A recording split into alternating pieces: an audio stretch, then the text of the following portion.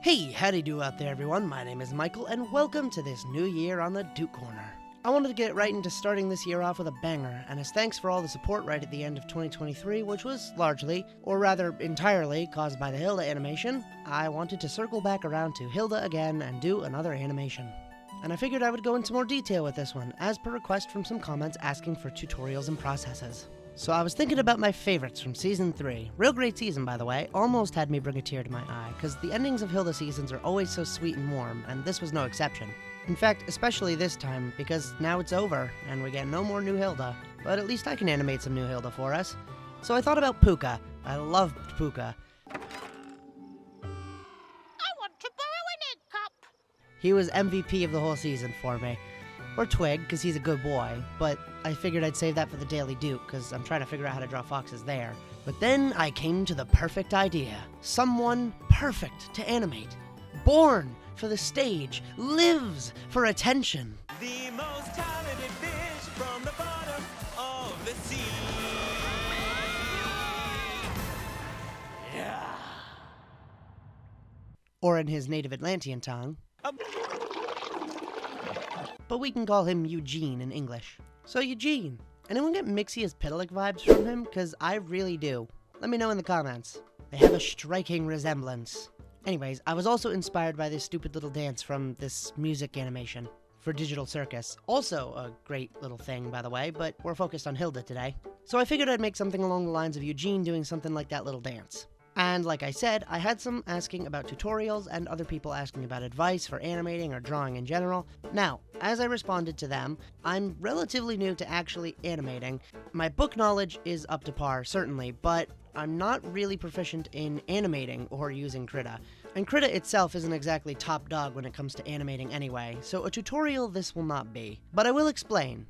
So this is in fact Krita. I've used Adobe Animate and Toon Boom, but Toon Boom is expensive and Adobe Animate makes me want to throw my computer out a window. If I had the option, I'd probably try and learn to use Toon Boom, but like I said, expensive. So Krita it is. From what I've seen, Krita isn't too great at sound, I think. That may have changed in the newest of updates, but I haven't seen anything about it for now, so I think Krita doesn't really have a controllable sound engine, which is why I only do the animation here and the sound effects in Premiere. Not that there's many sound effects for this particular animation. How I go about animating is much the same as I do for any drawing. I created a layer, which in the animation mode, you can see each layer has a timeline, which I can add frames to as I need. I set the hotkey for creating frames to D so that I could go through each layer I'm working on and add all the frames that I need really fast, right before the animation. That way I don't draw on anything or forget to make new ones later or end up ruining an old frame by drawing on something I'm not supposed to, which I have done before and is very upsetting. For my sanity and to save time, I've been practicing in 12 FPS, which you can set down there in the little animation docker. Right along with that, I've also been animating every other frame, so technically I've been animating in 6 FPS,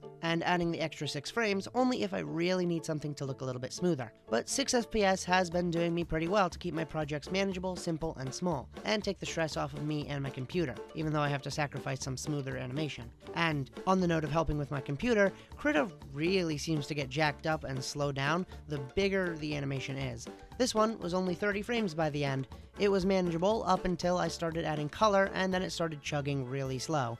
So I'm not sure if working on bigger projects is really even an option here unless you've got some really beef computer to back it up. As you saw in the beginning, after I measured out Eugene a little and figured out how to mostly draw him, I broke him down into really simple shapes. Just a bean for his body, a circle for his head, and his arms and legs were tubes. I did a first pass with just the body and the legs on the same layer to get that little kick right. And then because the arms were crossing over the body and I didn't want it to get too messy or mess up all the frames below, I made another layer on top and did the arms over there.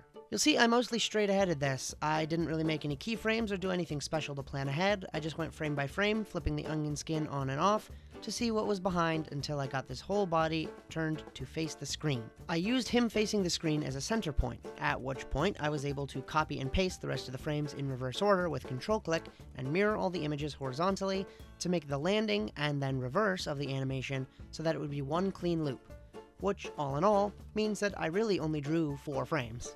I turned the opacity down a bunch on the arms and body layer and made another layer on top, and began very carefully drawing a more precise and detailed version of Eugene the fish, which came out surprisingly well. I walked away for about 30 minutes and came back, and suddenly good drawing mode was engaged. I did much the same here and just flipped back and forth on the frames like a little paper flip book made of note cards to see what mistakes I had made, fix up proportion errors, and other stuff like that. And when I was satisfied with it, I copied all of my frames, same as I did before, stepped back and took a look. It did look fairly alright, but I drew him too close to the edge, and I wanted to resize the canvas and fit him in better. And for the first bit there, I was doing it the manual way, by nudging each frame 2 inches to the left until I got frustrated, looked up an answer, and learned a new trick. Apparently, if you put the layer you're animating on into a group on its own and put a transform layer attached to the animating layer inside that group with it, you can select the transform layer and just move every frame all at once. God, that is a lifesaver. I'm so glad that feature exists, and regrettably,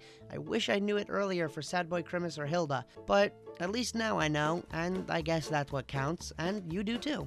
So after that exciting revelation, I made yet another layer below. I color picked all the colors I needed out of the picture on the right, and I filled him all in. Eugene only has 4 main colors, and I guess the white for his eyes, with a little bit of red for his mouth, and maybe that barnacle on his hat, so he was really easy to fill in. And bada bing bada bingus, it's basically Mingus. Once it was done, I did the same copy and paste technique to fill in the rest of the frames and exported all of them. And here it is, a final animation looped up so you can see it in its full loopy glory.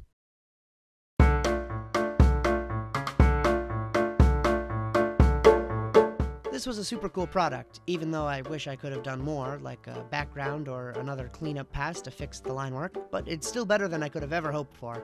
And I think it actually plays better in 24 FPS, which is what I'm showing it to you all in. I really hope you all enjoyed this as much as I did. Hilda's a great series, and I hope I can live up to its greatness one day. If you did enjoy, consider that likes and subscribble stuff, and check out the Daily Doot, a new short series I'm starting to level up my art, which I'll be posting Monday through Thursday every week. And without further ado, have a good day everybody, and farewell.